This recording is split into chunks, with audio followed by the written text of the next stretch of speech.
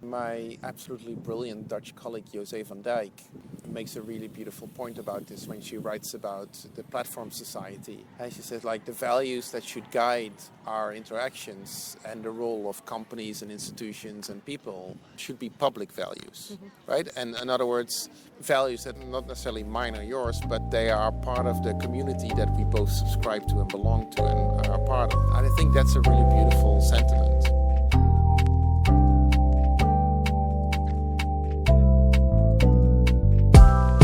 Welcome to the DIACOMET podcast. In this episode, we sat down on the lively streets of Groningen to speak with Mark Deuze, professor of media studies at the University of Amsterdam and author of numerous academic papers and books with a recent focus on well-being in creative careers.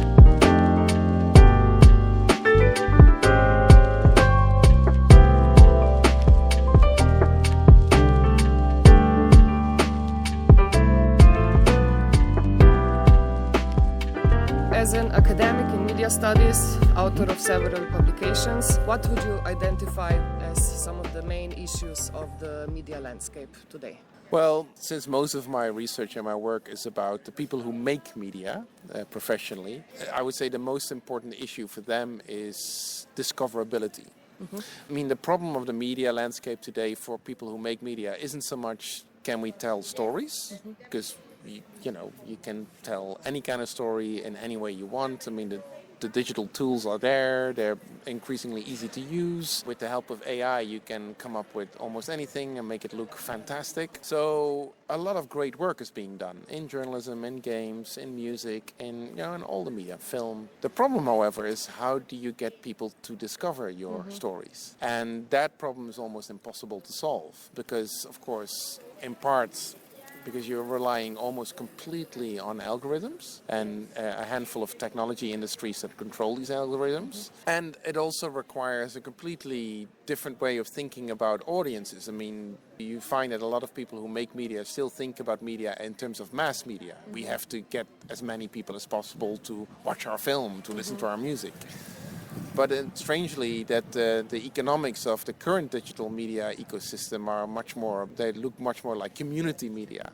Small audiences, small groups, close relationships, real world connections.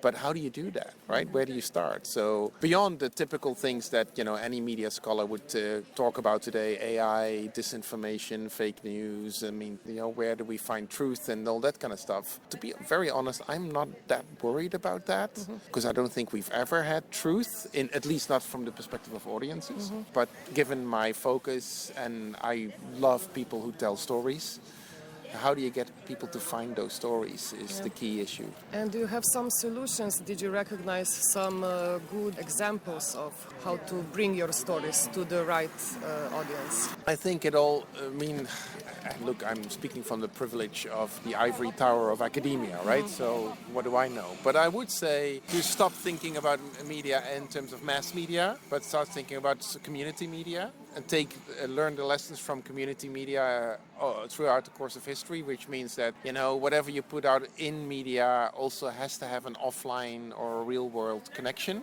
to human beings, to communities, to people who know each other, who meet each other. You have to give people a voice. So don't just focus on your own story, but think about co-creation, participation, interaction, engagement, and not just in terms of clicks and hits and likes, but actually being on the streets. And I mean, it's like, look, next to my academic career, I play in a rock band, and I've been playing in a band since the 80s. And life of a tiny little band that nobody cares about is very much about playing in local pubs where you know people and inviting your friends and then sort of building enough of a sort of a fan base, if you can call it fans, but friends, that you can sustain yourself. Maybe not financially, but enough to keep going and to keep putting out new music and going on a new tour and all that kind of stuff. And it's all very small and very local, and that's beautiful, and that's more than enough. And I think that's where the key is to survive, because any other strategy involves, like as a musician, putting your stuff on Spotify, which if you don't have 1 million streams a day, you won't earn anything and all your rights disappear. And as a filmmaker, you're a playball in the hands of a handful of distributors around the world that all are in cahoots with each other. They align their practices on each other. So as a filmmaker, you pick a handful of smaller festivals run by people you know and that are visited by communities that you're part of. And so, in a way, becoming successful in media as a producer, as a professional, in a way, the solution, I think, in part for that is to think small, modest, humble, participatory, local, community-based. And I also think that's the best answer we have against the threat of AI taking over media production and media work. Because that's something that AI cannot do. Be on the streets, be local, strike up real connections within a community. So in that sense, I'm quite hopeful. You mentioned AI. Do you see it more of a trend, maybe hyped up trend at this moment? It's a good question, and I'm a bit, maybe I'm getting too old for this, but I don't see. It's hard to find any big project or institution or department or group of colleagues today doing anything that doesn't involve AI. That makes me skeptical. I know everybody's doing wonderful work and it's important work and it matters, absolutely. And AI pervades everything. There's no opting out. But at the same time, I'm deeply, deeply wary of technological determinism.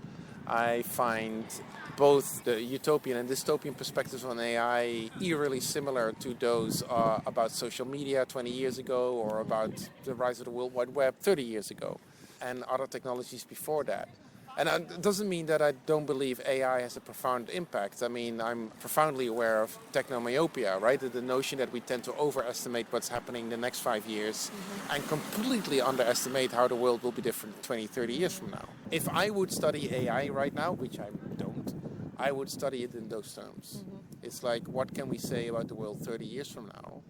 But will it make the work of journalists or musicians or filmmakers obsolete within the next couple of years? Hell no. And look, a good friend of mine, Kate Crawford, has made this really profound observation. It's like the thing about AI that is neither artificial nor intelligent. And I think that's very true. So I'm really excited about work that looks at the human cost of artificiality of AI. So the data cleaners and the software as a service companies that provide the data sets for the large language models and all that kind of stuff. It's interesting, right? The big AI companies made a splash by showcasing what they could do with creative work, right? It's fancy videos, cool music and everything, but none of them care about that. What they want is they want to run the logistical operations of the worldwide financial markets or trade routes or something like that. That's what they want to automate. They don't care about movies and music and news. And I think by fretting about what this is doing to movies and music and news, we're actually not seeing the bigger picture. And again, the bigger picture is the long-term picture, not the short-term. You've done some work on well-being of journalists and people in creative industries. Right.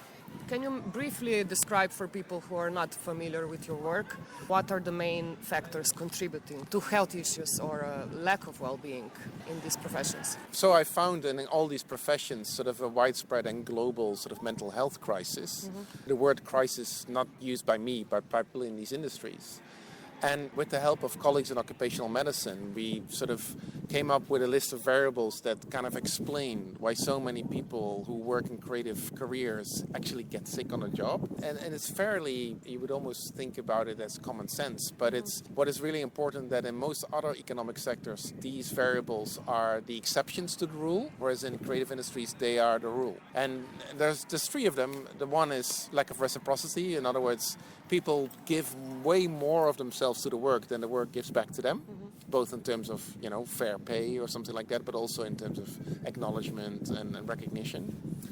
The second variable that really makes people sick on a job is organizational injustice, the fact that the way decisions are made, but who gets the next gig, who gets promoted, who gets a job, who's freelancing, who gets a good tariff, who gets a shitty tariff. Those decisions, they tend not to be fair, they're not transparent, people don't have a voice in them, there's little or no negotiation, it's just like, well, that's just the way we do things around here, deal with it kind of thing.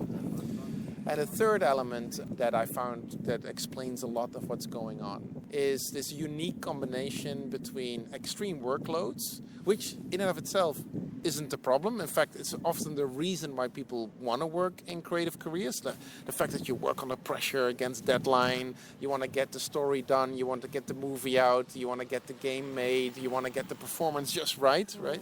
It's a beautiful thing, working really intensely with a group of people that are all passionate about what you're doing. So the workload in and of itself isn't the problem. The problem is that the intensity of the workload often comes with little or no autonomy over what kind of work you're doing and how you're doing the work. And look, yes, journalists and filmmakers and advertising creatives and musicians all do very, very different things, and they fulfill very different roles. But what they all share is a desire to tell stories and to do so autonomously, being left alone, being trusted that their passion and their commitment and their engagement will make for a good story. And the vast majority of people in creative careers don't have that autonomy. Combined with the intensity of the work, that can at some point really break people. So lack of reciprocity, injustice, and the combination of intense workloads and little or no autonomy really predictably makes people sick at work. While at the same time, people say, hey, I can't believe I'm getting paid to do this. And that's, of course, their Achilles heel. Yeah. Do you see any contributing factors in the digital online space we live in? Do you see this contributing? Well, yes, but in opposite directions. A key element of the digital is that it amplifies and accelerates what's already there. So precarity or precariousness in creative careers, it gets amplified online, right? Because there's work online, but it tends to be paid less and it's more precarious and it's more based on gigs rather than contracts and all that kind of stuff. All of that was there before. Online, it just gets amplified and accelerates. What also accelerates is the workload. I mean, the 24/7 deadline, the constantly having to serve multiple masters, different apps, different sites, different clients, all at the same time. Video, audio, text, all at the same time. So yes, those work pressures were there before, but they get amplified in the digital. So that isn't necessarily good for well-being. At the same time, the digital has a democratizing effect in a sense that way more people can create. I think if I got the numbers right, there's about 100,000 new songs being uploaded to Spotify every day. Every day. Now, a lot of that is AI, but a lot of that are people like you and me, just individuals that have a computer and they know a little bit about music, and with the help of Suno and a couple of instruments and a keyboard, they can create music. That's a beautiful thing. The number of books being published today is just outrageous, and a lot of that is fan fiction. It's gorgeous, people making their own work, doing these beautiful things, which is obviously good for well-being. So the impact of the digital on well-being, especially when it comes to creating media, is both, good and bad. So that's why I don't use it also in my research as a variable that explains why so many people get sick on the job, because yes, some people really get frustrated and anxious and fearful because of digital transformation, and for other people it liberates them. So there's no singular. It's the same with freelance versus contracted workers. You would think, freelancers have it much harder. Yeah, to some extent that's true, but most freelancers choose to be freelancers. They're not forced to be ones. So freelancing in and of itself isn't necessarily good or bad for your well-being. Our project is based on ethical communication in the online digital environment. Right. Could you name some values that you think people should follow when communicating online? Yeah. My absolutely brilliant Dutch colleague José van Dijk makes a really beautiful point about this when she writes about the platform society. And she says, the values that should guide our interactions and the role of companies and institutions and people should be public values, right? And in other words, values that are not necessarily mine or yours, but they are part of the community that we both subscribe to and belong to and are part of. And I think that's a really beautiful sentiment, right? It's not so much that I say, the most important value would be empathy or care or something like that. And yes, that I might feel that way, but you may have a different set of values because of the specific country or region or culture that you're from, or what you've experienced, or what is important for you to say. So I guess public or shared values are key. And I'm always thinking about, I remember back in the day in the 90s, there was a lot of research on what was then called computer-mediated communication, the way people behave in online news groups and sort of chat and something like that back in the day. At the time, there was a very powerful idea that what explains that so many of these discussions get off the rails and become negative or angry is in the individuation, right? Because people don't feel seen as people. They feel I can do whatever I want. I can just be mean or a bully or whatever, and nobody will know it's me. So I can get away. Like I'm not an individual. And I do remember talking to the researchers at the time, and they found out, like, actually that's not really the case. This old notion of the internet, nobody knows that you're a dog, is actually not really true. And that's also not necessarily how people behave. What does happen, though, if the space within which you express yourself online, whether that's X or TikTok or closed group on WhatsApp or whatever, it doesn't matter. If that space doesn't have clear boundaries and rules, if there isn't some kind of moderation, whether algorithmic or human-based, then what people will subscribe to the values of the dominant group. And that's what happens, right? You see, this is what happened with X after Elon Musk took over. The values changed because the dominant values changed. So the fact that things are so virulent on X isn't because of X, it's because of the dominant group on X. And I think that's something that really speaks to me when you talk about the ethics of online communication. Those values are not particular to online or digital or whatever, but to a dominant group that sets the tone. And that especially happens when there's no other set of rules or values or ethics being clearly stipulated and enforced and benchmarked by the people who run a platform like that. And again, I'm not saying, well, everything will be fine as long as Facebook has clear rules, because Facebook has clear rules. The problem is those rules aren't based on any kind of transparent procedure. And they change rules all the time. So that isn't safe either. So yeah, having clear rules involving your community and setting those rules and basing them on shared values, and then having some kind of mechanism to enforce them, I think is key.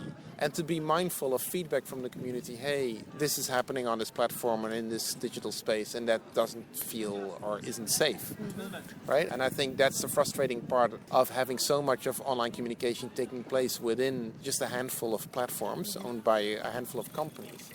Is that, when you've got 1 billion users, you don't have to listen to anybody.